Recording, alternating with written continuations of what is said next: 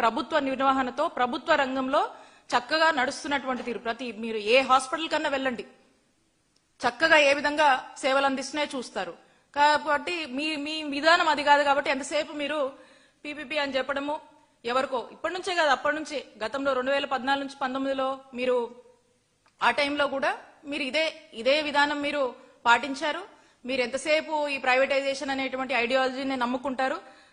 ఈ పీపీపీ స్టైల్లోనే బాగుంటది అనేది మీ ఆలోచన. కానీ మీరు చూశారు కదా ప్రభుత్వ రంగంలో ఏ విధంగా ఆ బడులు నడుస్తున్నాయి. అలాగే యూపీహెచ్సి హాస్పిటల్స్ కూడా అంతే చక్కగా మా హయాంలో మేము వాటిని ప్రభుత్వ రంగంలో నడిపించామని తెలియజేసుకుంటా ఉన్నాం.